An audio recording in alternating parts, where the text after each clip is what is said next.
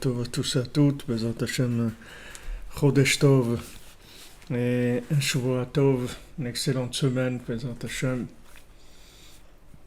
avec toutes les délivrances possible, Bezat Hashem.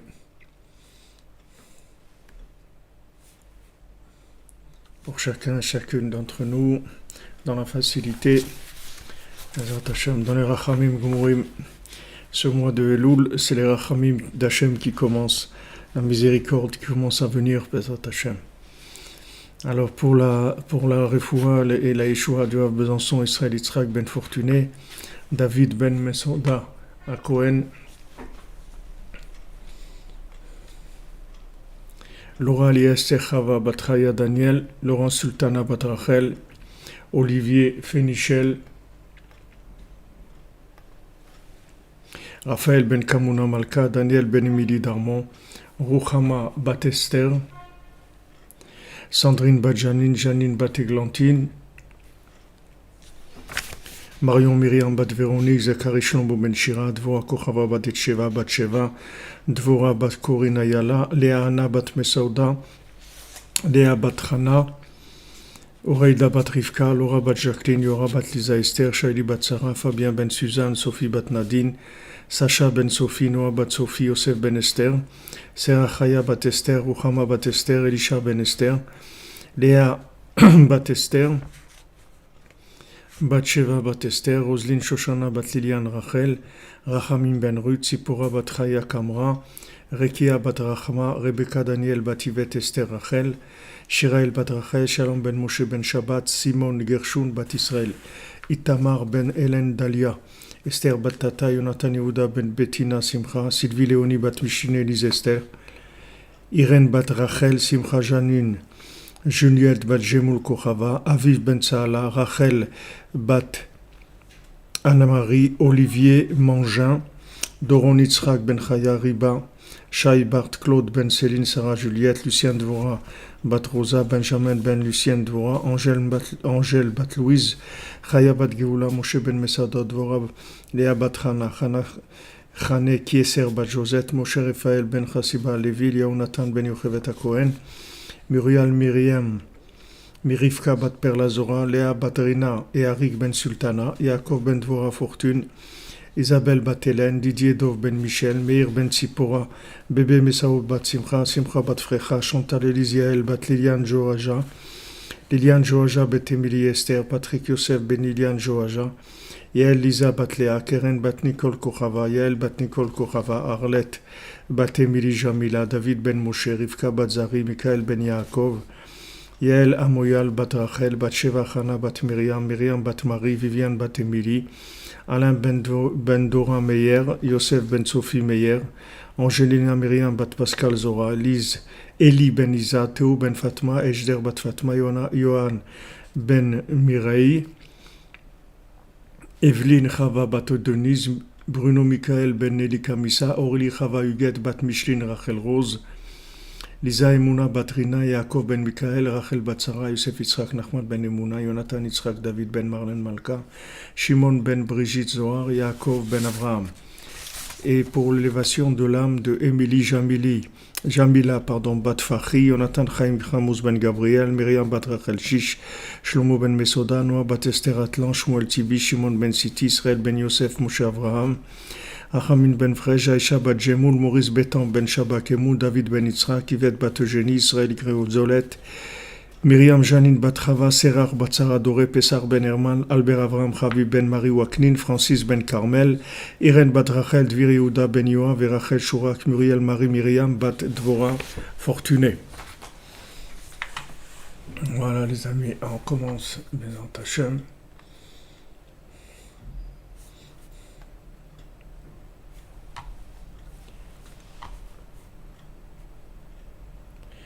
Zirouvou Bekarov de Laïtia Myriam Bat Dvora.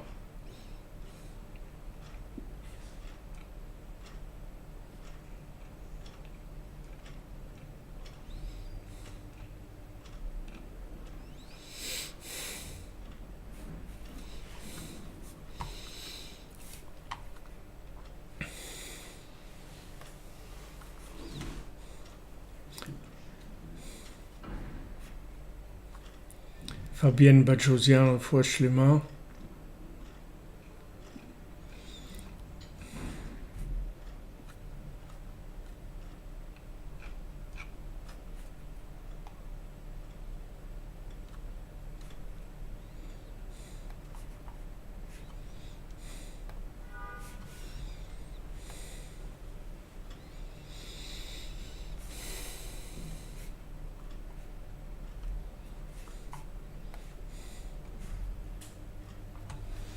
pour l'élévation de l'âme de Paul Fredj Ben Baya ou Ben Chaya, je ne peux pas bien voir, je vais agrandir, Ben Baya.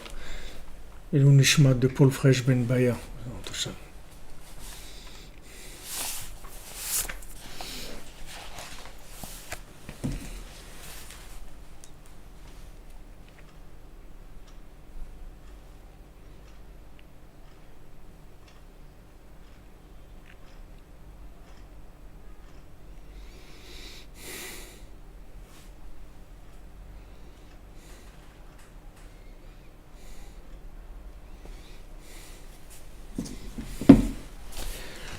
Alors la semaine dernière, dans notre Torah 54, on était dans le principe de la diminution de la lune, toujours, comment Hachem il a dit à la lune de se diminuer. Et, et elle était... Hachem il lui a expliqué, toujours dans le débat, la discussion entre Hachem et la lune, il lui a expliqué que c'était indispensable qu'elle se diminue, sinon ça ne serait pas possible. C'est-à-dire le rapport entre, entre la connaissance et les vécus, ça serait impossible. Mais maintenant, le problème, c'est que la Lune, le problème qu'elle a évoqué, c'est qu'une fois que maintenant on a diminué, la Lune s'est diminuée, est-ce que maintenant, il n'y a pas un doute qu'on ne voit pas du tout la merveille de la lumière, de la mémoire véritable? C'est-à-dire, est-ce que maintenant on risque pas de perdre de vue la raison en fait pourquoi on est venu sur Terre, c'est-à-dire qu'il y a un autre monde. Si on laisse trop prendre la place à ce monde-là, est-ce qu'on ne va pas oublier l'autre complètement? Alors, c'est sur ça qu'elle a Irbeta Ta'anotea, on est page 38, première colonne, 7 lignes avant la fin. C'est donc sur ça que la Lune a multiplié ses ta'anot, c'est-à-dire ses revendications. On dit, oui, mais c'est bien beau que je me diminue. Mais après, les gens ils vont oublier complètement, ils vont plus savoir pourquoi ils sont là, parce qu'il ne va plus avoir d'évidence. Alors Hachem lui a dit, les tzadikim, ils seront appelés sur ton nom, Beshem Katan, ils seront appelés petits. C'est-à-dire que eux, ils savent comment se faire petit. La halim ul samtsemaor, c'est-à-dire caché et mamash caché. Comme Rabbeinu il a dit, mon petit feu, il va brûler jusqu'à Mashiach. Et Rabbeinu il a dit aussi que sa lumière, elle s'appelle Or Aneelam, c'est la lumière cachée. La lumière de Rabbeinu, c'est la lumière cachée. Mais comment, alors si elle est cachée, comment on s'appelle la lumière? La lumière, c'est quand tu dis à quelqu'un, voilà, sache que la lumière est allumée, mais il est dans l'obscurité, tu dis, mais comment elle est allumée la lumière? Comment c'est possible la lumière cachée? Comment c'est possible ce principe-là? Comment c'est possible que mon petit feu, il va brûler jusqu'à Mashiach et que toute la venue du Mashiach et toute la délivrance et tout, elle va dépendre de ce petit feu-là? Comment ce petit feu, en fait, c'est lui qui va tout faire et en même temps, c'est un petit feu. Donc c'est ça qu'il lui a dit, c'est comme ça qu'il a tranquillisé la lune.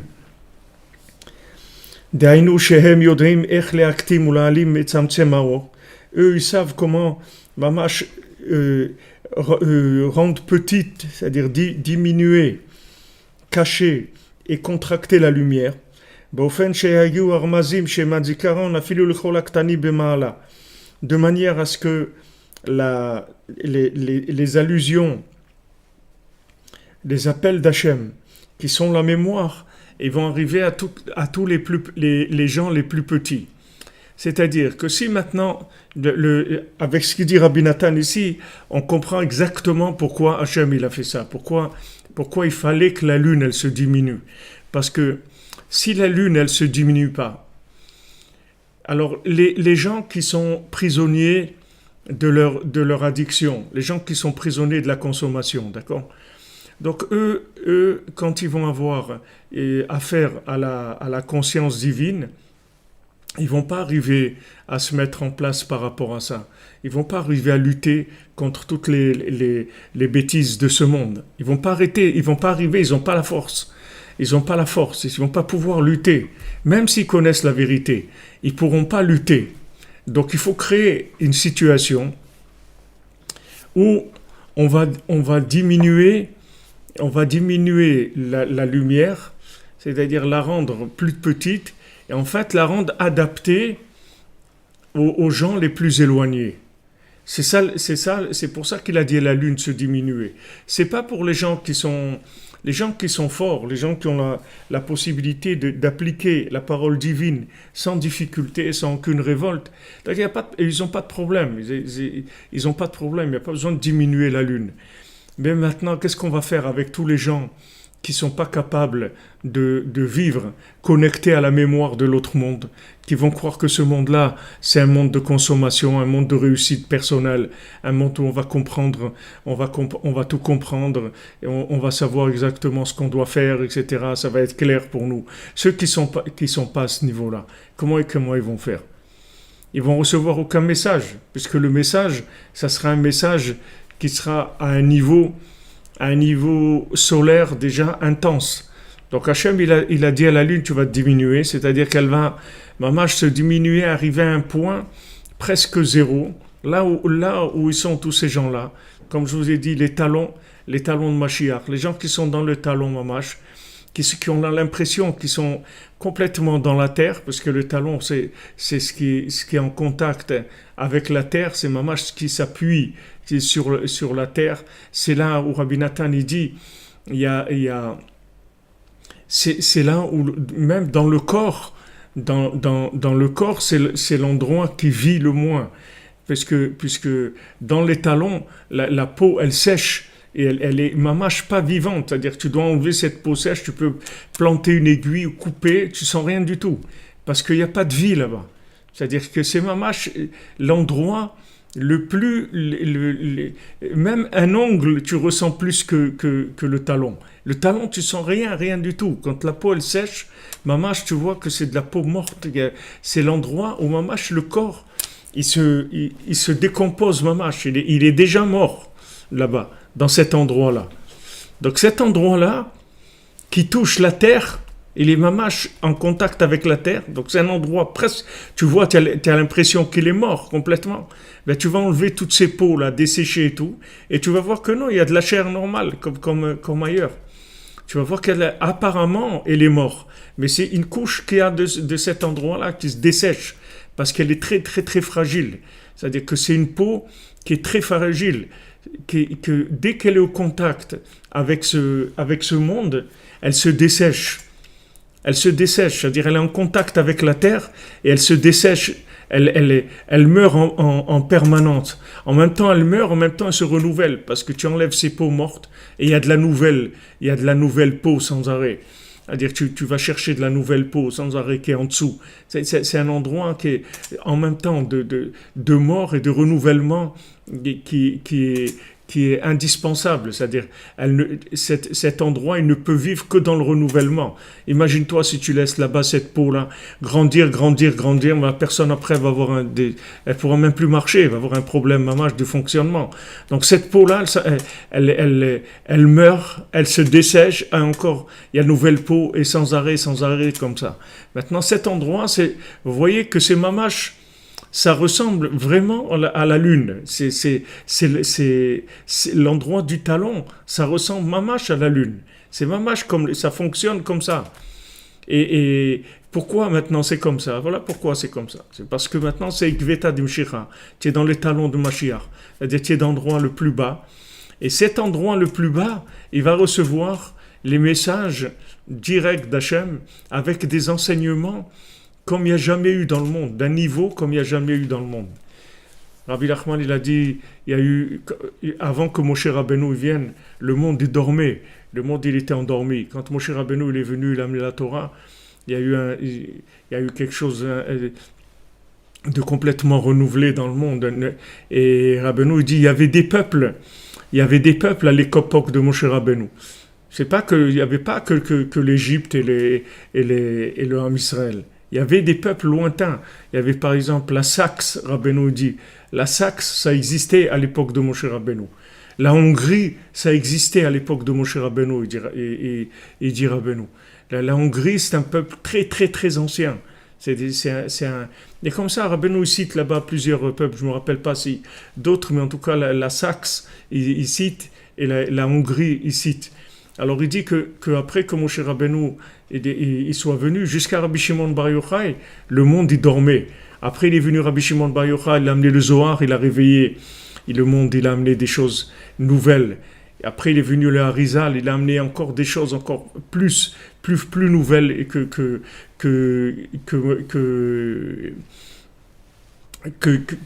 Rabbi Shimon. Mais que ça soit Rabbi Shimon ou le Harizal, ou après il est venu le Baal Shem Tov, tous, ils ont ouvert un enseignement existant. Moshe Rabbeinu, il a amené la Torah. Après Rabbi Shimon, il a amené les secrets de la Torah. Et après le Harizal, encore plus de révélation. Et le Baal Shem Tov, encore plus de révélation. Et Rabbeinu, il a dit, maintenant, moi, je suis venu et j'amène des nouvelles, des choses complètement nouvelles qui n'ont jamais existé dans le monde. L'enseignement que j'amène, il est entièrement nouveau, il n'a jamais existé. Donc, cet enseignement-là, qui n'a jamais existé, ils viennent pour ces gens-là, qui sont à la limite entre l'existence et la non-existence, parce qu'ils sont dans les talons. Alors des fois, ils sont dans la peau sèche. Alors mamash, ils sont, comme les gens ils disent, je suis à sec en ce moment. Je suis à sec. Qu'est-ce que ça veut dire tu es à sec? Il est à sec parce que la peau du talon, elle s'est desséchée complètement. Donc il y a des moments où il passe par ça, et il y a des moments où la peau morte, elle tombe, et il y a de la nouvelle peau qui vient. Et c'est tout le temps comme ça.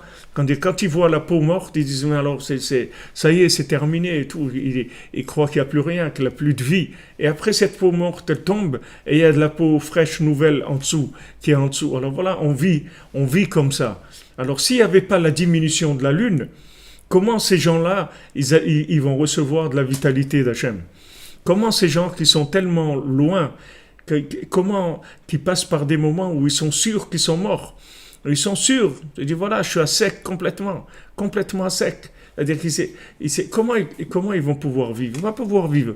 Alors Hachem, il a dit à la lune, regarde, tu vas te diminuer. Mais en fait, ne crois pas que c'est une diminution mathématique. C'est une diminution c'est juste une méthode de transmission pour les zones inférieures. Ne crois pas que c'est une diminution dans l'absolu, dans l'essence. Il n'y a aucune diminution. Il y a juste une adaptation du message aux gens qui sont les plus loin. Donc ne t'inquiète pas. C'est pour ça que les tzadikim, on va les appeler Katan, on va appeler Shmuel à Katan, Yaakov à Katan, on va les appeler les petits. C'est pas parce qu'ils sont petits, ils sont pas petits du tout. Ils sont très grands. Ils sont pas petits, ils sont grands, mais seulement on les appelle petits parce qu'ils sont capables de se faire petits pour transmettre la parole divine aux gens les plus éloignés. Donc c'est ce qu'il dit ici Rabbi Nathan et qui est extrêmement important. C'est-à-dire, eux, ils savent comment se diminuer, cacher, contracter la lumière, de façon à ce que les appels d'Hachem, qui sont la mémoire de l'autre monde, elle arrive même aux gens qui sont très bas. C'est pour ça qu'Hachem lui a mentionné 3 tzadikim, Yaakov, Shmuel et David Ameler, qui est parce que ces 3-là, c'est la racine du pouvoir du Messie, c'est la racine du pouvoir du Mashiach. Que c'est ça qui va repousser le mauvais œil, comme on a vu dans la Torah, dans notre Torah 54. D'accord? Qu'est-ce que Rabbeinu nous a dit là-bas? Il nous a dit que maintenant, le mauvais œil, il veut te faire passer pour quelqu'un qui vaut rien, ou il veut te faire réussir dans une voie de garage. soi-disant. Tu as réussi professionnellement, tu as réussi dans la connaissance, tu as réussi dans l'honneur, tu as réussi dans les rapports sociaux, etc. Il veut te donner une super réussite dans ce qui s'appelle l'échec, en fait, puisque c'est voué à l'échec dès le départ. Même si tu as réussi professionnellement, tu vas te trouver dans une tombe et ça va se terminer. Même si tu as beaucoup d'argent, tu vas le laisser à des gens qui vont se disputer entre eux. Tu vas aller dans ta tombe. Même si tu as connu ce que tu as connu, tu vas finir dans ta tombe, c'est tout. Donc toutes ces choses-là, c'est de la fausse réussite. C'est de la mémoire à l'envers. C'est de l'Alzheimer, c'est de l'amnésie. C'est-à-dire c'est la vie d'amnésique, de gens qui sont amnésiques. Donc Rabbeinu il dit là-bas que comment tu peux arriver à t'investir dans ce qui est la vraie vie, c'est-à-dire te rappeler de la force que tu as en toi, de pouvoir te connecter à l'autre monde, c'est par la Malchoute de Mashiach. Parce que la Malchoute de Mashiach, c'est la révélation de la vérité de façon absolue. C'est-à-dire le mensonge ne pourra plus du tout se mesurer ou arriver ou discuter. Et tout le mensonge va disparaître complètement parce que c'est le pouvoir de Mashiach. Le pouvoir de Mashiach, c'est justement d'établir une telle communication avec les mondes supérieurs et avec les tzadikim que le mensonge va disparaître complètement. Donc Hachem, il lui a mentionné ces 3 tzadikim qui sont la racine du pouvoir messianique. C'est-à-dire Yaakov, Shmuel et David. She'edeze ikar chnat harayin. Ki Yaakov ou klal Israël sheikar malchut Mashiach yeh alehem. Et parce que Yaakov, c'est Israël, que le pouvoir, le messianique viendra d'eux, qui Yaakov aïta mitato shlema, parce que Yaakov, il a eu des enfants qui étaient tous des tzadikim. Qui Avraham yatsa mimenu Ishmael, parce que Avraham, il a eu Ishmael, et Yitzhak, il a eu Esav. Et maintenant, Ishmael et Esav, ils ont pris le côté droit et le côté gauche, c'est-à-dire que ils sont partis dans un extrême, dans une façon extrême de voir les choses, d'accord? Ishmael, il est parti dans la bonté, poussé à l'extrême, comme il avait Avraham Avinu, et Esav, il est parti dans la rigueur, poussé à l'extrême, comme il avait Yitzhak aussi. Yitzhak, il avait un surplus de rigueur, ça a donné Esav, et Avraham, il a un surplus de bonté, ça a donné Ishmael. Mais Yaakov, il était au milieu, c'est-à-dire il a tenu les deux côtés en même temps. Donc c'est de lui que va venir le Mashiach, parce que ça soit du côté droit poussé à l'extrême ou côté gauche, c'est une vision erronée. C'est-à-dire quand quelqu'un se trouve dans l'extrême, il a une vision erronée des choses, parce qu'il a une vision extrémiste. Donc la vision extrémiste, elle est erronée. Il y a beaucoup de gens, ils n'aiment pas l'extrémisme, ils n'aiment pas les extrémistes, parce que quand ils voient des extrémistes, ils se rendent compte qu'ils voient les choses, mais de façon partielle. C'est-à-dire qu'ils n'ont pas une vision globale des choses. Que ça soit à droite ou à gauche, ça ne change rien. C'est une vision partielle des choses. C'est vraiment partiel. C'est-à-dire qu'il n'y a pas une vision globale. C'est pas une vision globale des choses.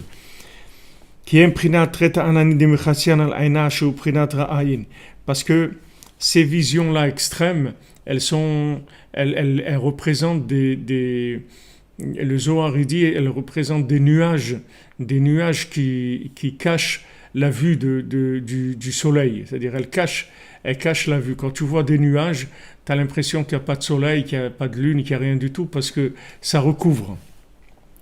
Aval Yaakov aïta mitato shlema, mishnem asar shifteka. Mais Yaakov, il a eu sa descendance parfaite, et il a eu les 12 tribus. Shem kenegad shnem asar rosh chodesh, Shem klal Israël. Donc ces 12 tribus, elles sont par rapport aux 12 Rosh Chodesh, et voilà, aujourd'hui, c'est un de ces 12 Rosh Chodesh, Shem Klal Israël, qui sont le Klal Israël, qui lo nitarev bahem zar, parce qu'il n'y a aucune chose étrangère qui est rentrée dans les dans les tribus. C'est-à-dire qu'il n'y a pas eu une possibilité à une vision quelconque déformée de rentrer dans le concept des 12 tribus. Les 12 tribus, c'est les 12 mois de l'année, donc c'est les 12 heures aussi du jour, les 12 heures de la nuit. Tous ces systèmes de 12, ils ont été complètement statués et mis en place par la descendance de Yaakov. Et c'est le premier qui a commencé à amener dans le monde la notion de sainteté du Ham Israël. Bli achizat psoul, sans mélange. Tout ce qu'il y avait avant Yaakov, il y avait du vrai, mais il y avait aussi du mélange avec d'autres notions. Mais Yaakov, c'est le premier qui a mis une vérité qui était pure. C'est pour ça qu'on dit Titenemet le Yaakov. Hachem il a donné la vérité à Yaakov. Et Yaakov, il a pu amener une vérité qui était claire, pure, pas mélangée. Chez Zeuprinat Malchut Mashiach, chez Ikar Malchuto ou Malchut Israël. C'est ça le pouvoir de Mashiach, c'est-à-dire la souveraineté de Mashiach. Qu'est-ce que veut dire la souveraineté du Mashiach? C'est la capacité de montrer la vérité.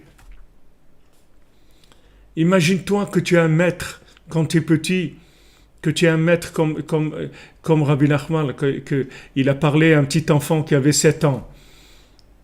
Et il lui a parlé, il lui a dit, tu sais qu'un jour, tu vas mourir, tu vois les gens ici, ils sont morts, tu vois, tu connais celui-là, il est mort, celui-là, toi aussi, un jour, tu vas partir.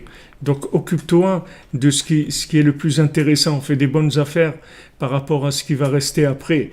Et ce monsieur-là, quand il avait 70 ans, il a dit, toute sa vie, il a vécu avec cette parole-là de Rabbi Nachman.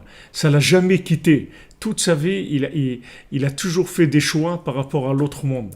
Alors imagine-toi quand tu es petit que quelqu'un il te transmet une vérité à ton niveau qui te permet de voir clair dans tes choix. Ça te permet de voir clair.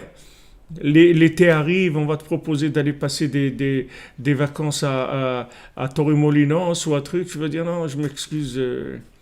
L'excuse, c'est pas pour moi. Mais comment? C'est super là-bas, des trucs et tout. Qu'est-ce qui est super de quoi? Super de quoi? Super quoi? Après, où je vais aller avec ça? Je vais aller dans quoi? Dans quoi je vais aller avec tout ça? Qu'est-ce que je vais amener ça, c'est une marchandise qui s'exporte. Elle s'exporte pas. C'est comme quand ils te vendent des faux billets. Ok, ils te les vendent. Il dit je te vends moitié prix. Je te vends un billet de $100, je te le vends $20. Il dit mais il est faux. Il dit mais alors c'est un billet de $100, mais il est faux. Je peux rien faire avec. Je peux rien acheter. Qu'est-ce que tu me vends de la marchandise qui va nulle part? Cette conscience-là, c'est la conscience messianique, c'est-à-dire c'est la conscience de la connexion. Donc tu peux pas venir avec la malchoute de Mashiach. Tu vas pas leur dire, tu raconter des histoires. Rabbeinu il dit avec mes enseignements, avec votre attachement à moi, même si vous faites des avérotes, elles seront sans main et sans pied. C'est-à-dire que c'est fini. C'est-à-dire que ce flux divin qui passe à travers ces enseignements, il va vous enlever le goût du mal complètement. C'est fini. Tu vas perdre le goût du mal.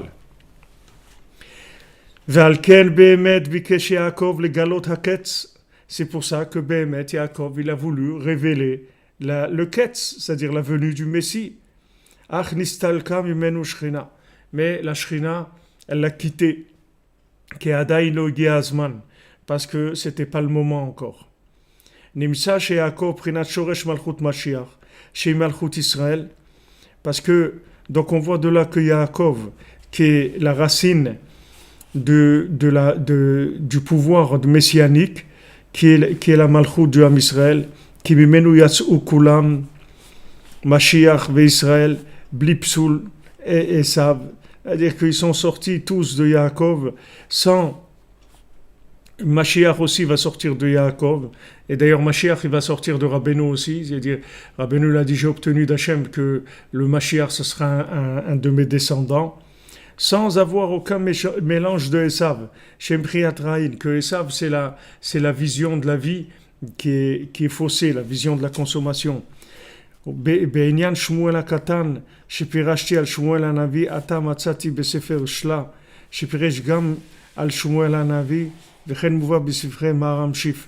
Alors Rabbi Nathan il dit au sujet de Shmuel Hanavi, que il dit Rabbi Nathan ce qu'il a expliqué sur Shmuel, il a trouvé aussi dans le Sefer du Shla, du Shnei Luchot Abri, du Rav Horowitz. Lui, il a expliqué aussi ça, comme c'est ramené dans les Sfarim du Maharam Shif. Maharam Shif, c'est quelqu'un qui a expliqué de façon très profonde le Talmud. Où Shmuel Mashach et David. Et Shmuel, c'est lui qui a oint David. C'est Shmuel Hanavi qui a oint David. C'est lui qui a destitué aussi Shaoul. C'est lui qui est venu, qui a dit à Shaoul, ça y est, ta royauté elle est terminée. Tu as fini ton travail de roi. Tu ne peux plus être roi. Parce que dans Shaoul, il y avait un mélange dans sa façon de voir les choses.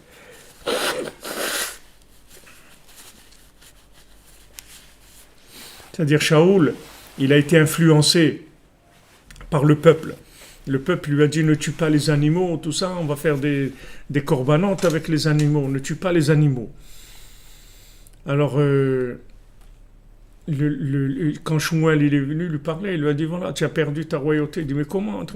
Il lui dit Katan, tu es petit à tes yeux. Tu es petit à tes yeux que tu écoutes le peuple. C'est le peuple qui doit t'écouter, c'est pas toi qui dois les écouter. Hachem il t'a dit de tuer les animaux, pourquoi tu les as pas tués? Ah, mais les gens, ils m'ont dit que c'est dommage, il faudrait que je fasse des offrandes. Elle dit, voilà, tu t'es fait avoir. Un roi, il n'écoute pas le peuple. C'est le peuple qui doit l'écouter. Donc, tu étais petit à tes yeux, tu n'avais pas confiance en toi. Donc, tu as perdu la royauté, c'est tout. Et à sa place, c'est David Ameler. Mais David Ameler, il était sûr de lui. David Ameler, c'est pas quelqu'un qui avait des doutes sur lui-même. Parce qu'il était complètement connecté, David Ameler. David Ameler, il était tellement faible de par lui-même qu'il ne vivait qu'en connexion. Donc il avait aucun problème. Il était arrivé à complètement éliminer le solaire. Complètement. David Ameler, il est que lunaire. C'est-à-dire, il a su dans ce monde réussir à créer une dépendance totale par rapport aux énergies supérieures, par rapport à Hachem. Il a créé une dépendance totale. Cette dépendance totale, c'est ça qu'il a fait de lui le Mashiach ben David. Cette dépendance-là, c'est David Ameler qui l'a créé. C'est-à-dire que c'est l'homme de la dépendance d'Hachem. C'est l'homme qui représente la dépendance totale d'Hachem. Vous voyez dans tous les psaumes et tout, comment il s'annule à Hachem complètement. Il dit voilà, moi je suis comme un bébé dans les bras de sa maman, complètement. C'est-à-dire, Mamash, il se lâchait dans les mains d'Hachem. Et ça lui a donné le pouvoir messianique. C'est ça qui lui a donné le pouvoir messianique. Le pouvoir messianique, c'est qu'il a éliminé toute intrusion de toute énergie extérieure de ce monde. Il n'a pas utilisé du tout d'énergie extérieure de ce monde. Rien. Tout ce qu'il a fait, il a vécu par connexion. C'est tout. Et nous aussi, on va arriver à ça. Là. Toute la génération messianique, c'est comme ça qu'elle va arriver au Mashiach. Parce que les gens, ils vont arriver petit à petit à créer une dépendance par rapport à Hachem. À se rendre compte que tout ce qui est logique et binaire et toutes les choses de ce monde, elles amènent aucun bonheur. C'est pas ça la vie. Et petit à petit, ils vont commencer à créer une dépendance à Hachem, par rapport à Hachem. C'est ça qui va amener la Géoula. Donc David, lui, représente vraiment ça. Alors Shmuel, lui, c'est lui qui est venu oindre David. C'est Shmuel Hanavi. Vous voyez, ces hommes-là, ces tzadikim-là, Yaakov, Shmuel et David, c'est tous dans le principe messianique. Ki David, hu shoresh malchut Mashiach, ki menu itchil malchut Mashiach, she'etze mimenu. Parce que David Ameler, c'est la racine même de la malchoute de Mashiach, c'est du pouvoir messianique, parce que c'est de lui qui a commencé le pouvoir messianique à venir dans le monde. Et quand vous demandez est-ce que maintenant on doit attendre le Mashiach ou ou quand il viendra, il voudra. Nous, on doit se languir. Ça fait partie de ce que Hachem nous demande. Si Pita Lishua, est-ce que tu as espéré la délivrance? Est-ce que tu as attendu le Mashiach? On attend le Mashiach, mais c'est pas une attente passive. On fait pas que ça. On se languit de Mashiach. Quand est-ce qu'il viendra? On veut qu'il vienne, mais on l'attend, mais on fait pas que ça. C'est-à-dire pendant ce temps-là, on fait beaucoup de choses. On fait tout ce qu'on peut pour qu'il vienne. Veu be'atzmo nikra Mashiach, כמו שכתוב, Mashiach Elokei Yaakov, כמובא בתורה הנ"ל. Et c'est lui-même, Yaakov Avinu, il s'appelle Mashiach, comme il y a écrit, Mashiach Elokei Yaakov. Mashiach est le Dieu de Yaakov, comme c'est écrit dans la Torah. Dans la Torah 54. C'est pour ça qu'Hachem il a mentionné ces trois tzadikim qui sont Yaakov, Shmuel et David, qui est Prinat Shoresh Malchut Mashiach, parce qu'ils sont la racine du pouvoir de Mashiach, de la souveraineté messianique, que ça, c'est ce qui va enlever le mauvais œil. D'accord? C'est-à-dire on est entre, comme on dit, entre les deux, mon cœur balance, c'est-à-dire qu'on est pris d'un côté par une vision de ce monde où on veut réussir, on va avoir de l'argent, où on va avoir du pouvoir, où on va avoir de la compréhension, on vient être bien vu des gens, tout ce qui s'appelle réussite de ce monde. Il y a un côté où on a envie de ça c'est le mauvais œil, c'est ce qui s'appelle le mauvais œil, c'est la mauvaise vision de la vie. Et il y a l'autre côté messianique, où on est conscient qu'on va quitter ce monde et qu'on va ramasser ici ce qui est intéressant pour la suite. On ne va pas perdre notre temps à prendre des choses qui sont des denrées périssables. On va prendre des denrées qui sont des denrées éternelles. Alors, le Hachem, il a vu. Alors, on reprend là la discussion entre Hachem et la lune. Donc, c'est écrit, Hachem, il a vu. Il a Chazia, c'est-à-dire il a vu Hachem elle n'était pas satisfaite de tout ce qu'il lui a dit, parce que l'exil il dure très longtemps. Ok, la lune elle a dit d'accord, on va diminuer, on va aller presque à l'obscurité totale pour permettre à tout le monde de se connecter à la mémoire de l'autre monde. Ok, mais l'exil il dure longtemps, c'est-à-dire on peut perdre dans l'affaire. On peut se perdre. C'est pas quand Rabbeinu est venu en Eretz Israël. Qu'est-ce que c'était la grandeur de Rabbeinu? C'était la possibilité de descendre, d'accord? Rabbeinu il dit que Eretz Israël c'est Gadlut de Gadlut, c'est la grandeur de la grandeur. Eretz Israël c'est la Malchut de Mashiach, c'est la grandeur de grandeur. Alors Rabbeinu dit pour entrer dans grandeur de grandeur, il faut passer par Katnout de Katnout, par la petitesse de la petitesse, d'accord? Mais quand tu passes par la petitesse de la petitesse, tu te trouves là-bas. Et quand tu te trouves là-bas, tu peux oublier que tu es rentré là-bas pour arriver Tu peux oublier que tu es allé sous terre pour arriver au gratte-ciel. Tu comprends? Tu peux rester là-bas. Et Rabbeinu dit que maintenant, tous les tzadikim qui ne sont pas arrivés en Eretz Israël, comme le Baal Shem Tov, il n'est pas arrivé en Eretz Israël, c'était parce qu'ils n'étaient pas capables de descendre. Ils ne pouvaient pas descendre. C'est-à-dire descendre là jusqu'où il fallait descendre pour pouvoir rentrer en Eretz Israël, c'est-à-dire monter dans la grandeur d'Eretz Israël. Et Rabbeinu, quand il est allé en Eretz Israël, il est descendu, c'est-à-dire il est descendu dans des katnout de katnout, c'est-à-dire un mamach dans l'esprit très très petit. Très très petit. Tu vois, même le Baal Shem Tov, quand ils ont été pris par ces cannibales et tout, ils allaient mamach les tuer et son élève, il lui a dit, mais Rav, dites quelque chose, faites quelque chose. Il dit, je peux rien dire maintenant. Je sais plus rien du tout. J'ai tout oublié la Torah. Je sais plus rien. Alors il lui a dit à lui, toi, dis quelque chose. Il dit, il dit, tu te rappelles de l'Aleph Bet? Il lui a dit, oui. Il lui dit, alors dis Aleph Bet. Alors il a commencé à dire Aleph Bet, Gimel. Voilà à quoi il est arrivé. Voilà où il va descendre. Comme Rabbeinu l'a dit qu'à l'époque de Mashiach, quelqu'un qui va faire Netilat Yadayim avant de manger du pain, il sera un chidouche comme le Baal Shem Tov à son époque. C'est-à-dire tellement ça va descendre dans la petitesse d'esprit, d'où tu me garantis que je vais sortir de ça. C'est ce qu'a dit la Lune. Ok, on est d'accord sur la méthode. On est d'accord sur la méthode. Comme quelqu'un m'a raconté une fois, c'est pas m'a raconté, malheureusement il y a eu ça.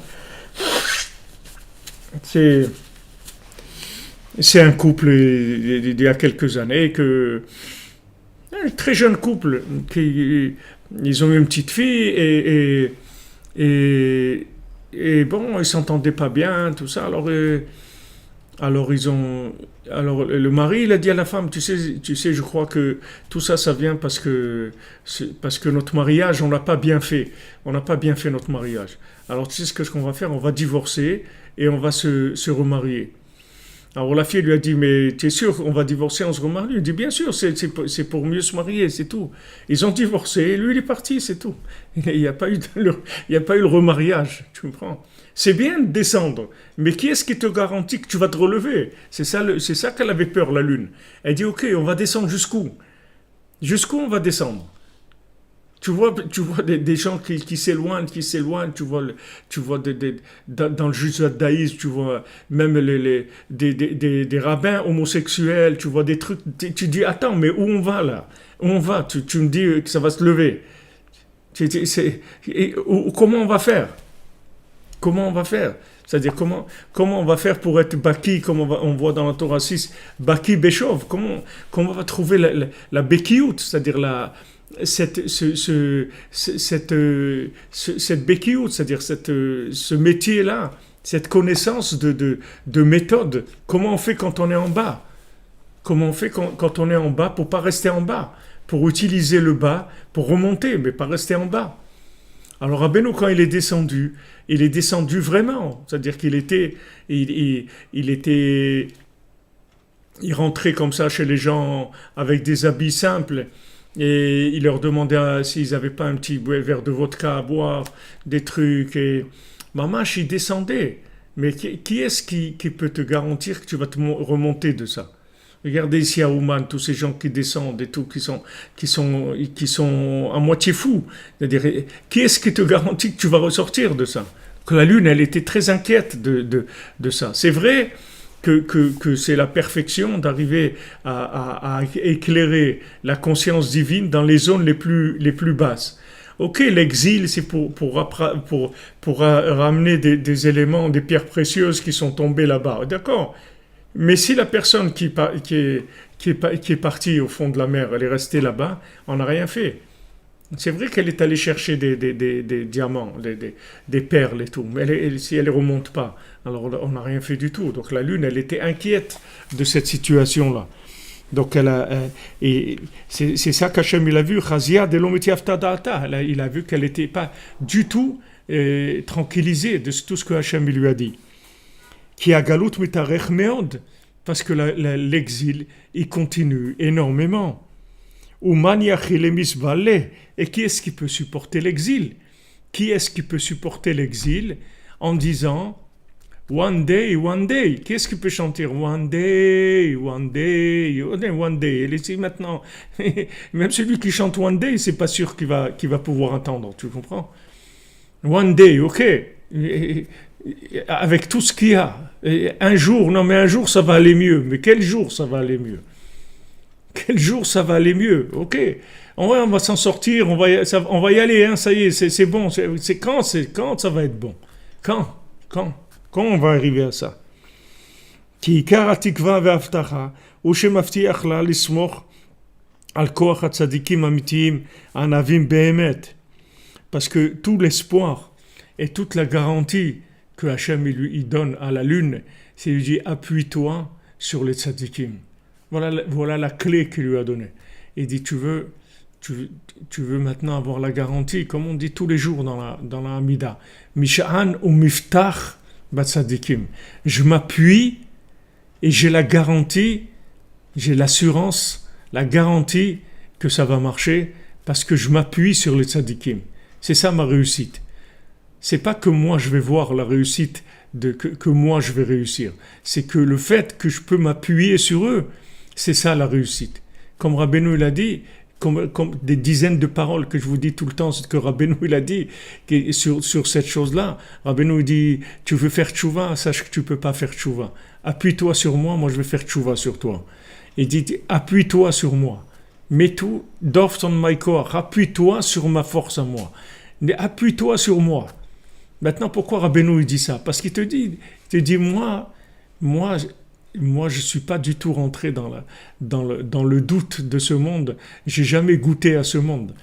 Rabbeinu n'a même pas goûté à au fruit de l'arbre de la connaissance du bien et du mal, puisque l'âme de Rabbeinu, elle a quitté le premier homme avant qu'il goûte. Donc Rabbeinu n'a aucun rapport avec la connaissance logique, Rabbeinu c'est de la connexion pure, 100%. C'est que de la connexion à Dieu, c'est tout. C'est que de l'arbre de vie, c'est que de la connexion. Donc il te dit, appuie-toi sur moi. C'est vrai que toi, tu es dans un état lamentable et c'est vrai que tu peux sauter d'un moment à l'autre et tu peux partir complètement dans les roses. Mais si tu t'appuies sur moi, tu es garanti que tu vas réussir. Appuie-toi sur moi, c'est tout. C'est là où il faut investir. C'est sur ça qu'il faut investir. Tu viens au Man, tu reviens au Man et tu reviens au Man et tu reviens au Man. Il dit, mais je vois pas comme ce Breslever qui se levait tous les soirs à Hatzot et tout. Alors ils lui ont dit, mais attends, tu te lèves tous les soirs à Hatzot, tu fais une bonne mais on voit pas de réussite chez toi, que tu t'arranges. Tu es nerveux et tout, tu es resté nerveux comme tu étais, tu t'es pas arrangé.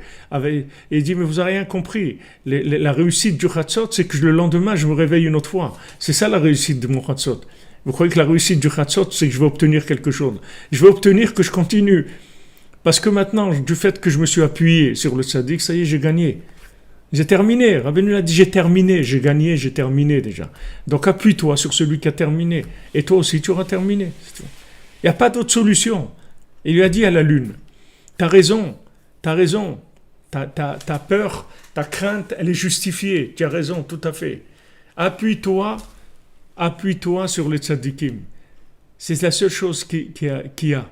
Là, qui lui a répondu, Hachem.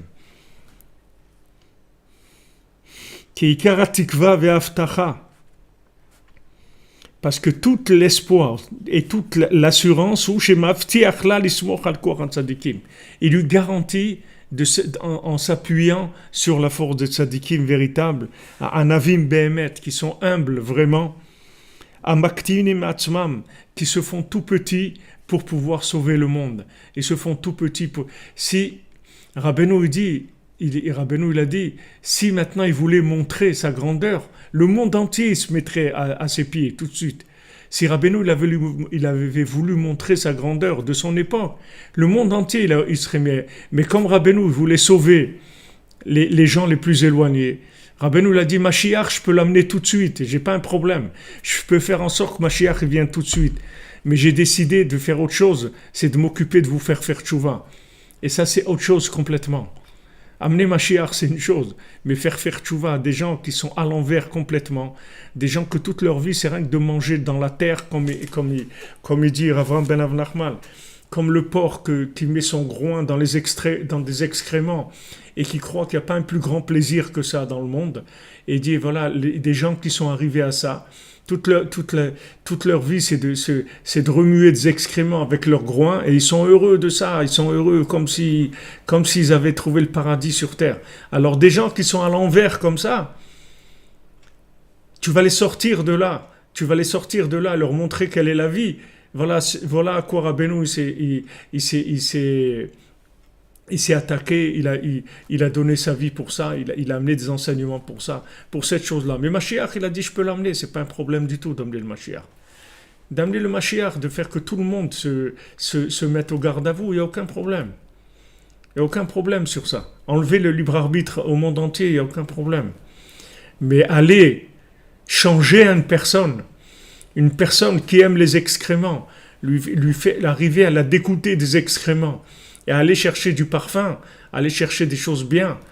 Comment des gens ils vont chercher dans les excréments du monde, dans les trucs hindous et les trucs ça, et les philosophies de ça, et les trucs, et ça, et les cultes de cela, et ceux-là qui ont compris ça. Mais c'est quoi ça? C'est les excréments de la connaissance. C'est rien du tout. C'est des choses qui n'ont aucun sens du tout.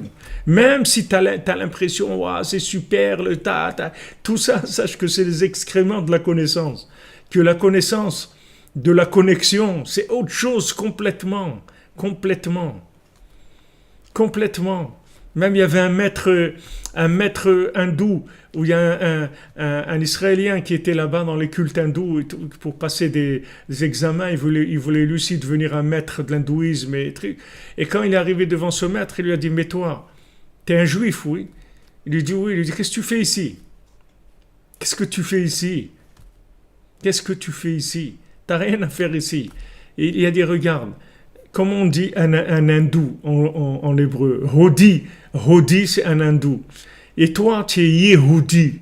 Toi, tu as le Yud que moi, j'ai pas. Ce Yud-là, c'est la connexion.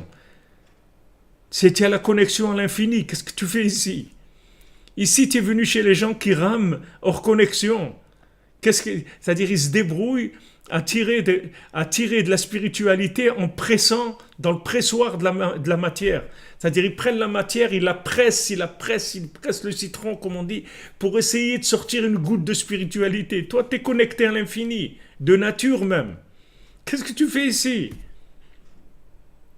Et il y a une jeune fille aussi ils ont raconté après, il y a une jeune fille aussi d'Israël qui est venue le voir aussi après.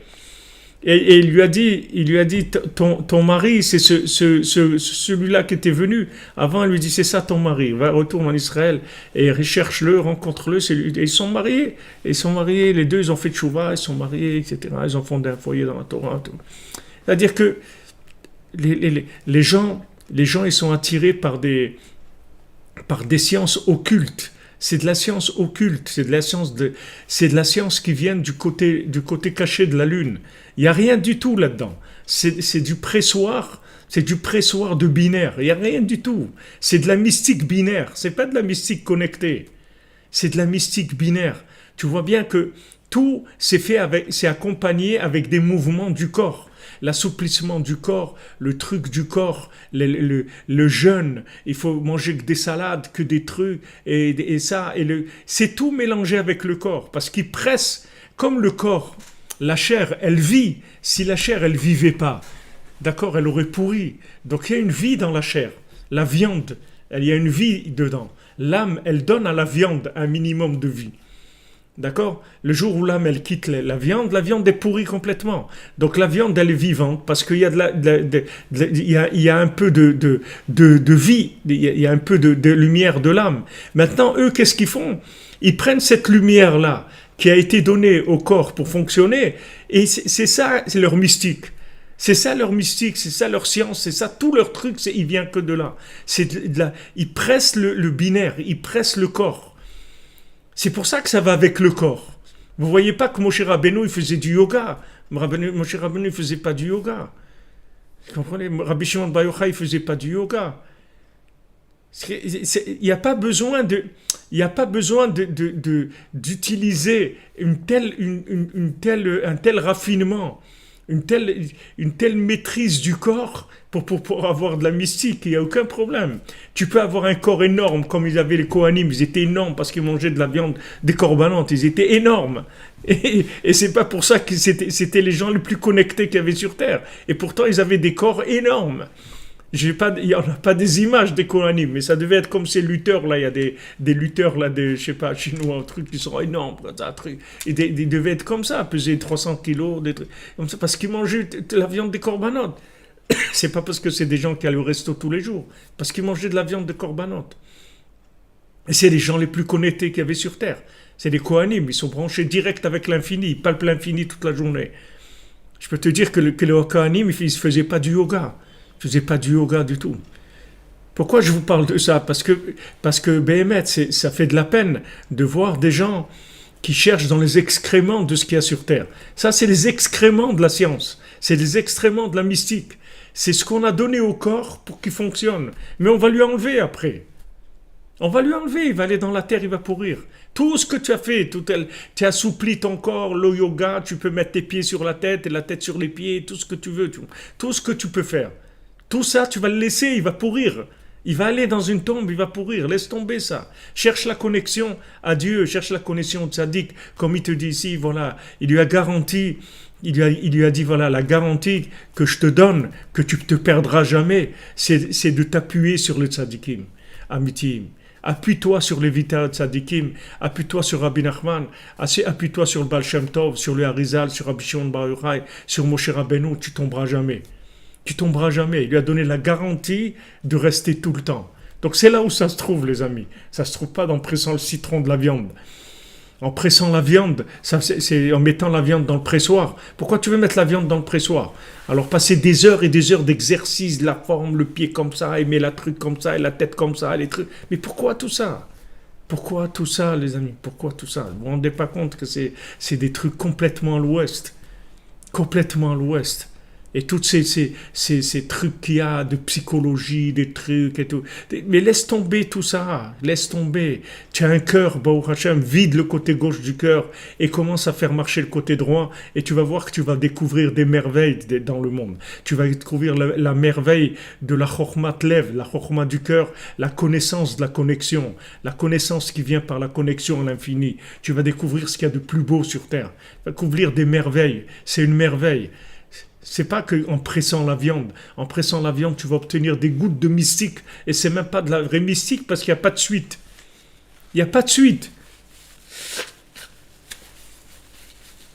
D'où ça vient tous ces... Pardon, d'où ça vient tous ces trucs de yoga, tout ça? C'est parce que Abraham Avinu, quand Sarah elle est décédée, donc Abraham Avinu est retourné avec Agar. Agar, elle est revenue chez Abraham Avinu.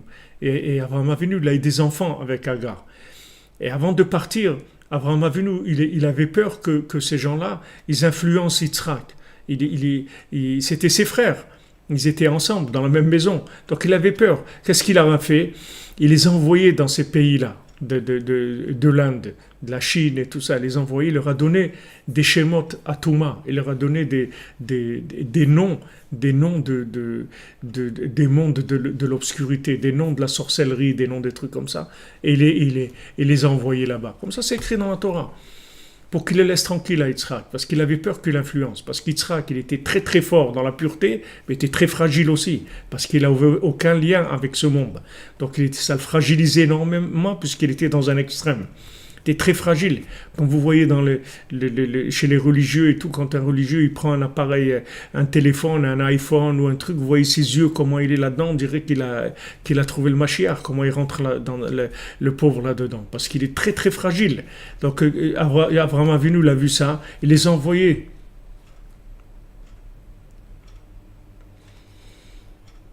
Comment ça se fait? Et comment ça se fait? Ben c'est ce que vous demandez, et notre chère Madame Meloul, ce que vous demandez, c'est ce qu'elle a dit la Lune. C'est ce qu'elle a dit la Lune, mais qu'on va se planter, on va oublier. On va se planter. Et il lui a dit non, tu vas t'appuyer sur les tzadikim et tu vas pas te planter, c'est tout. Tu vas t'appuyer sur les tzadikim, c'est tout. Comment ça se fait? Parce que l'exil, c'est qui tout double. C'est tout. L'exil, c'est qui tout double.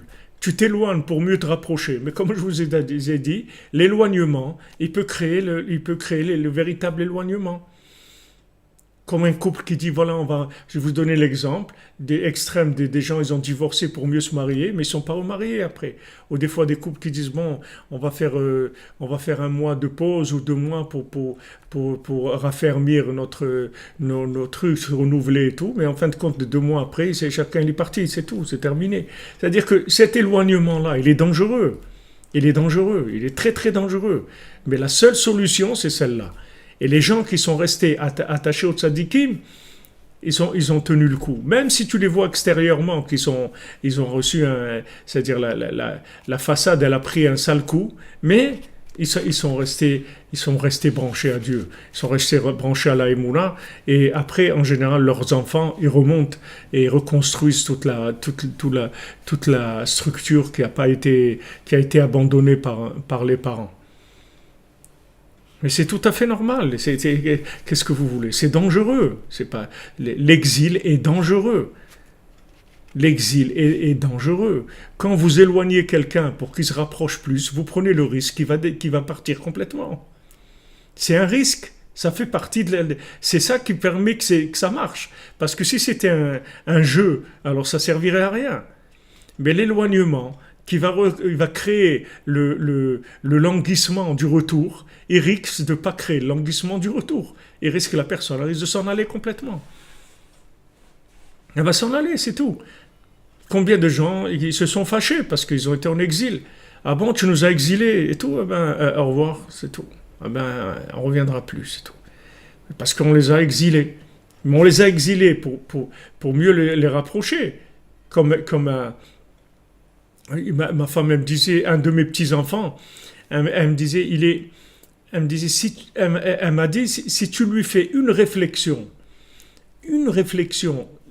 un reproche, le moindre reproche, pendant une semaine, 2 semaines, il vient plus te voir, il ne parle plus, il s'en va complètement. Mais le moindre petit reproche. Maintenant, toi, tu lui fais un reproche pour le rapprocher, d'accord? C'est un reproche qui doit rapprocher. Mais ça, c'est un reproche. Maintenant, il ne peut pas.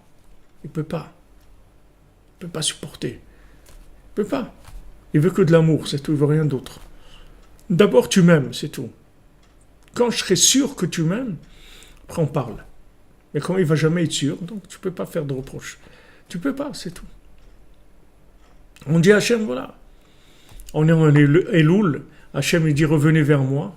Il a dit voilà, on n'a pas la force. Tire-nous vers toi. Et peut-être qu'on va rester dans le sac. Mais Rabbi Nathan, il était conscient. Il dit à Rabbeinu, attache le sac, parce que je vais me sauver. Rabbi Nathan, il était conscient de ça. Rabbi Nathan, le plus grand élève de Rabbeinu. Alors qu'est-ce qu'on va dire, nous? Qu'est-ce qu'on va dire, nous? Rabbi Nathan lui-même, il avait peur de quitter Rabbeinu. C'était quelque chose qui était pour lui la nature même de l'exil, c'est-à-dire les conséquences de l'exil. Puisque Rabbi Nathan lui-même, chaque jour, il se renforçait en disant Baruch Hashem, je ne suis pas un opposant à Rabbi Nachman, je ne déchire pas les livres Breslev. Rabbi Nathan, qui a écrit l'écouter à la Rote, l'écouter Tfilot, qui a imprimé, l'écouter Morant, toute sa vitalité, sa joie, c'est qu'il ne déchire pas les livres de Rabbi Nachman. Donc regardez le danger qu'il y a dans ce monde. Si le plus grand élève de Rabbi Nachman, le seul que Rabbeinu, il a dit qu'il a compris quelque chose, il a peur de ça, qu'est-ce qu'on va dire nous? Combien on doit s'appuyer? Combien on doit s'appuyer pour pas chas v'shalom, être pris par un courant d'air qui vienne, que ce soit un cochon d'Inde ou que ce soit n'importe quoi, qui nous ramasse. Parce que l'homme, il est d'une fragilité incroyable. Mais si tu t'appuies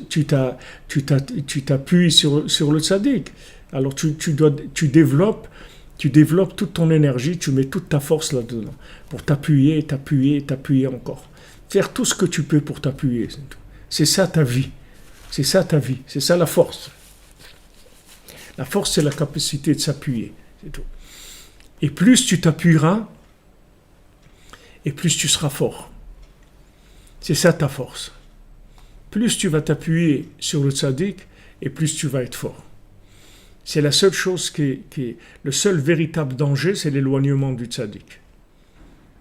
C'est ça, c'est le seul danger. Donc il faut faire attention à tout ce qui éloigne, et principalement c'est la marloquette. Les mauvais œils, les disputes, celui-là il commence à parler sur l'autre. Ah ouais, mais lui, il a des idées des fois un peu bizarres, ou il a des trucs, ou il fait comme ça. Ça y est, les gens commencent à parler, et avec ça, ils déconnectent les gens de leur source de vitalité.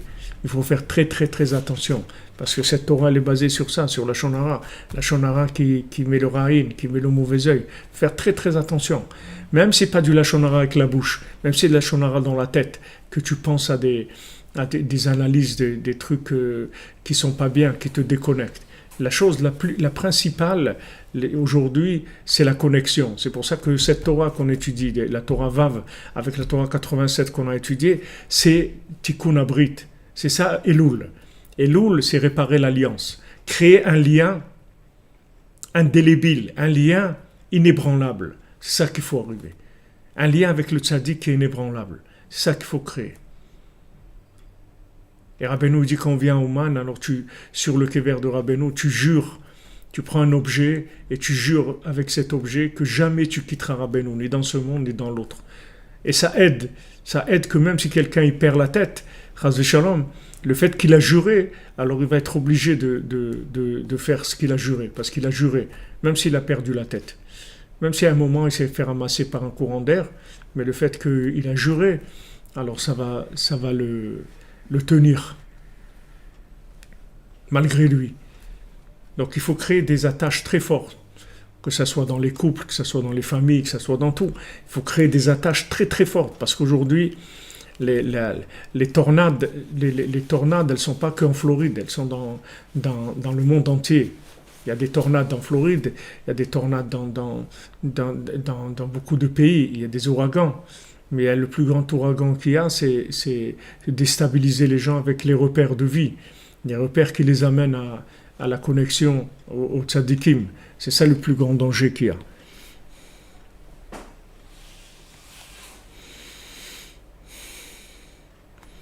אבל הרעין מתגרה בזה מעצמו ביותר, כמניח עצמו לכל רוחבו וכל כוחו לרחק מאוד מצדיקים אמיתיים כאלו. Tu vois, voilà, te dit Rabbi Nathan. Mais tout le mauvais œil, qu'est-ce qu'il fait?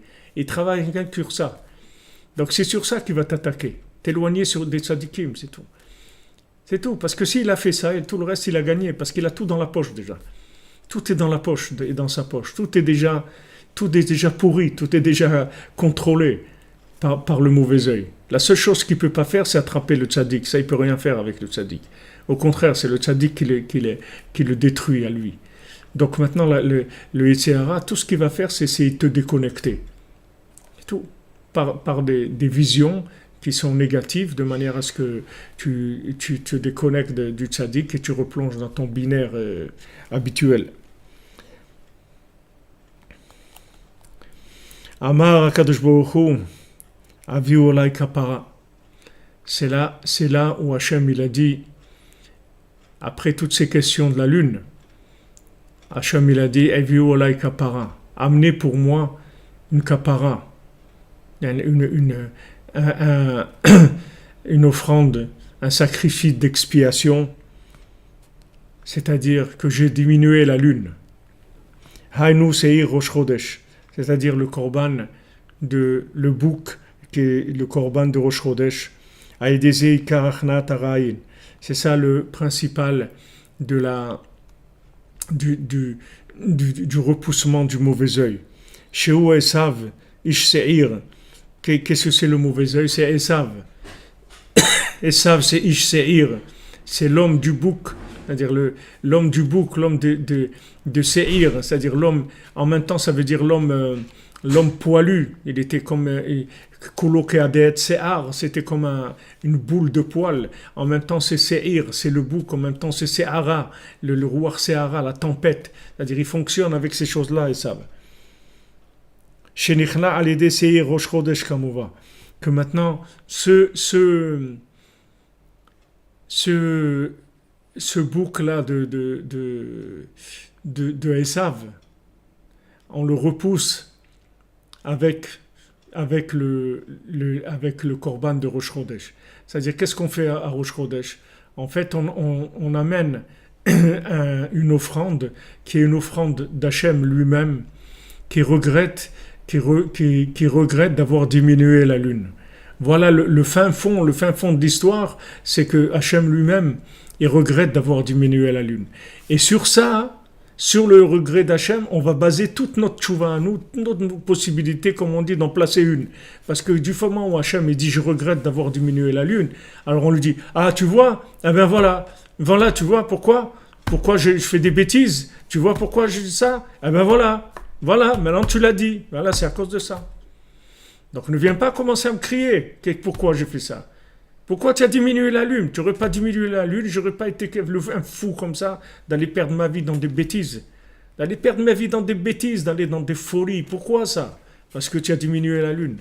Donc ce jour de Rosh Chodesh, bon, vous voyez comment Rabbi Nathan, il nous suivent. Regardez, Rosh Chodesh, il vient là, en plein dans là où on est. C'est-à-dire c'est en harmonie totale avec le temps, avec l'espace, avec tout.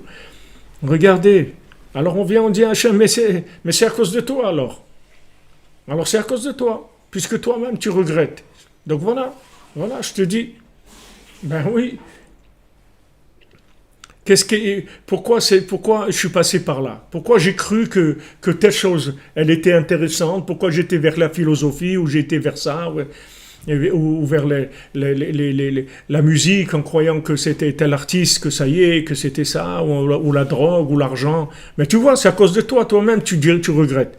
Donc s'il te plaît, maintenant, au moins laisse-moi rentrer, même dans l'état où je suis. Mais je suis dans un état pareil parce que tu sais toi-même pourquoi, puisque toi-même tu dis que tu regrettes. Alors ça donne la possibilité de parler. C'est ça qui va te donner la possibilité de parler.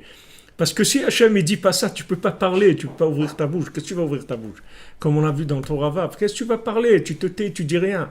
Mais si Hachem lui-même, il ouvre, et Hachem lui-même, il te dit, je regrette, parce que c'est le fin mot de l'histoire. Après toute cette discussion avec la Lune, vous voyez tous ces arguments qu'on a passés. Il y a beaucoup d'arguments qu'on a passés. Le dernier argument, Hachem, il craque, il lâche, il dit, écoute, ça y est, je peux plus. Comme Yosef, il leur fait tout ce qu'il leur fait et après il rentre dans sa chambre et commence à pleurer. Il peut plus. Il sort et dit Ani Yosef. Ah, il peut plus. Même qu'il a fait tout ce qu'il a fait pour. À un moment, ça y est, il peut plus. Il dit Ani Yosef. Quoi? Tout ça? Ani Yosef.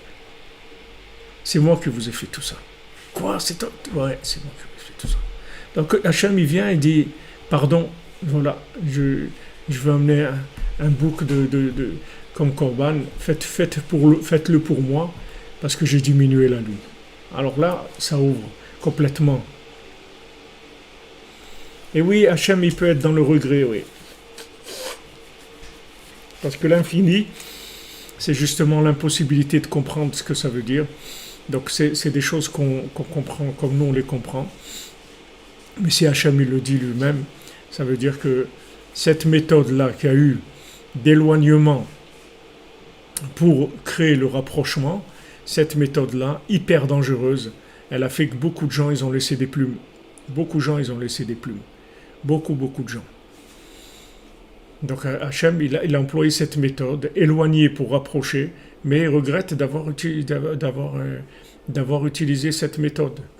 Et c'est pas une question parce que c'est pas nous de toute façon on comprend rien du tout. Donc c'est pas rien que ça qu'on comprend pas. Même ce qu'on croit comprendre, on le comprend pas. Donc c'est pas, je veux dire, c'est pas on sait pas ce que ça veut dire, mais on sait que Hachem il dit ça en tout cas. À Rosh Chodesh, amenez pour moi une offrande, un sacrifice, parce que et il amène d'Afka un bouc. Vous voyez, c'est par rapport à Esav. Il ne parle pas d'Ishmaël, il n'a pas un problème avec Ishmaël. Le problème, c'est avec Esav. Le problème, c'est avec Esav, parce que tout le truc solaire, tout le truc binaire, tout le truc, ça vient de Esav. Tout le problème, il est chez lui. C'est-à-dire qu'il vient, il amène des clipotes, il cache la vérité, il donne des mauvaises vies aux gens, des mauvaises façons de voir la vie. Il crée la télé, les trucs, tout ce qu'il met dans le monde pour essayer de pousser les gens à vivre complètement à l'envers par rapport à la parole divine. Donc Hachem, il regrette d'avoir donné ce pouvoir-là à Esav de façon indirecte, puisque en cachant la lune, il a donné au soleil plus de pouvoir que ce qu'il ne fallait. Et Hachem à Rosh Chodesh, il regrette ça. Donc c'est pour ça que Rabbeinu dit que Rosh Chodesh, c'est la racine de la tchouva. Mais il faut oser, les amis, il ne faut pas avoir peur, il faut oser. Il faut oser revenir vers Hachem. Et si on a des vêtements, comme Rabbeinu dit, les Bgadim Tsoim, si on a des vêtements qui sont pleins d'excréments, des vêtements qui ont été impurifiés, salis par l'exil, il faut savoir que ces vêtements qui ont été salis, ce n'est pas de notre faute. C'est qu'on nous a éloignés pour pouvoir nous rapprocher. Ok, on veut se rapprocher, bon, Hachem, ça a marché, mais l'éloignement, il a créé des problèmes. Donc ces problèmes-là, ce n'est pas les nôtres, c'est les problèmes d'éloignement. C'est pas à nous. Donc il ne faut pas y avoir de mauvaise conscience, ni de s'accuser, ni de trucs, ni rien du tout. Il faut juste avoir de la joie que Baruch Hashem, qu'on a pu être sauvé et que le boomerang, qu'il est revenu, parce qu'il aurait pu rester là-bas. il aurait pu, le boomerang, il aurait pu être envoyé et ne pas revenir. Bon, Hachem, il est revenu, c'est ça le principal, même dans l'état où il est, mais il est revenu. Alors maintenant, il faut avoir de la joie et dire merci mon Dieu que tu m'as permis de revenir, que je ne suis pas perdu dans l'éloignement. Donc maintenant, je vais m'attacher au tzaddik et je ne bougerai plus de ça. Le Olam va être pour l'éternité. Je sais rien du tout. Même quand quelqu'un est décédé à Breslev, qu'on le met dans le trou, dans la tombe, on lui dit sache que maintenant tu es mort et tu vas chez Rabbi Nachman, c'est tout. Ne te fais pas avoir par quoi que ce soit. Dis, toi tu veux Rabbi Nachman, tu veux aller chez Rabbi Nachman, tu répètes ça sans arrêt jusqu'à qu'on t'amène là-bas. Parce que de l'autre côté aussi, il y a des vendeurs des vendeurs de pacotilles et de trucs. Selon comment dans ce monde on a été connecté à des choses qui n'étaient pas vraies, alors ça nous suit après. Donc il faut s'investir là-dedans. Bekitsour, en résumé, c'est des choses qui sont tellement extraordinaires, tellement élevées, il faudrait s'asseoir, pleurer toute la journée, c'est tout ce qu'on peut faire.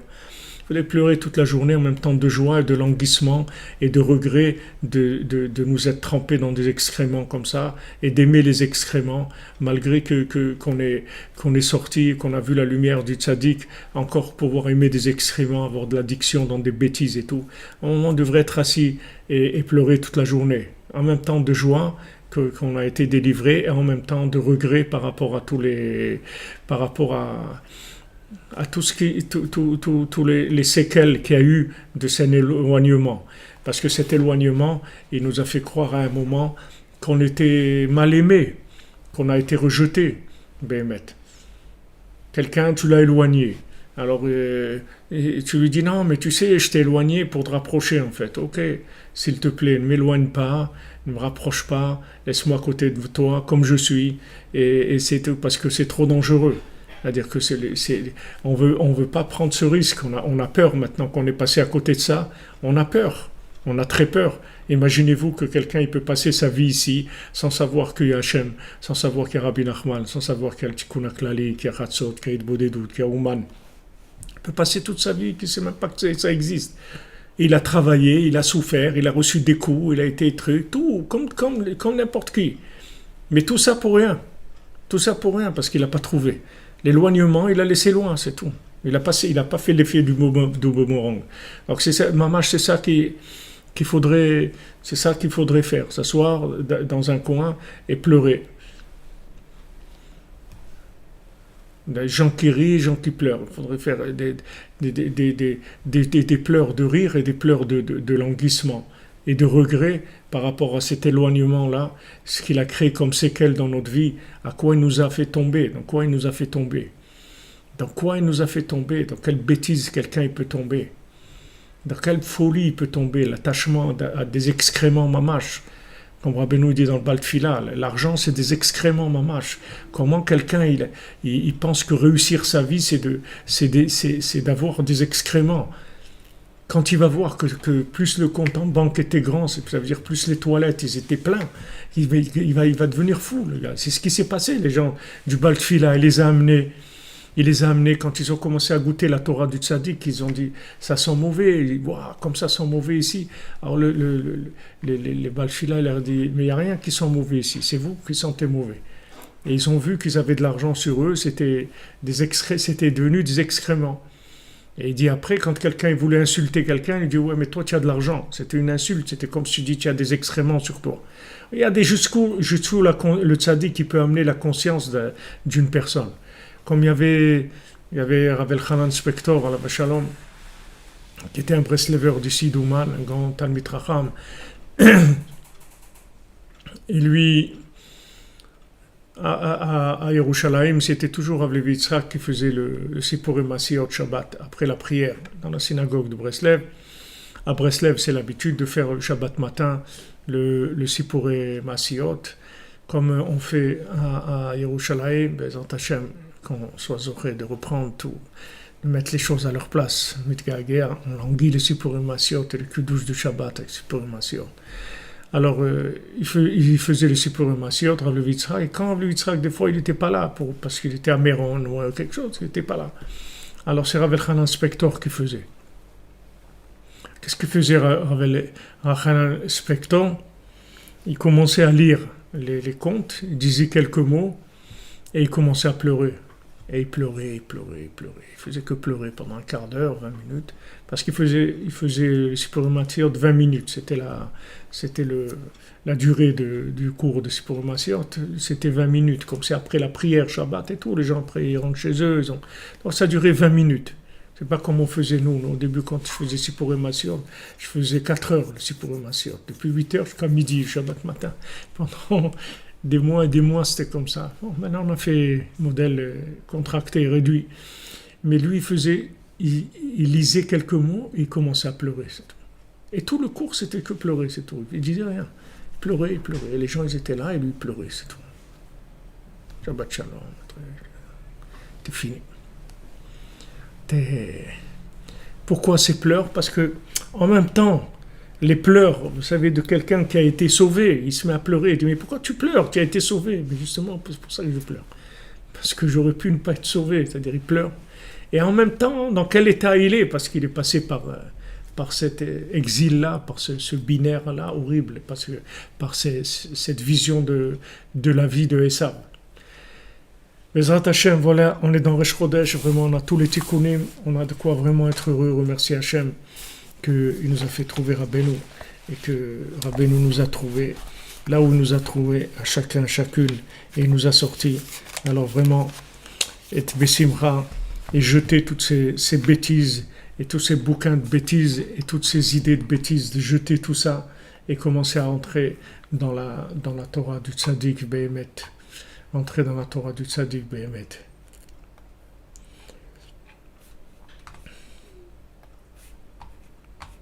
Alors, Be'atzlacha, Chodesh Tov, Shavua Tov, que des bonnes nouvelles. Merci de votre présence, merci de votre participation. Toutes ces paroles qui se disent, c'est parce que vous êtes là, parce que vous cherchez. C'est pour ça qu'on arrive à faire descendre tout ça.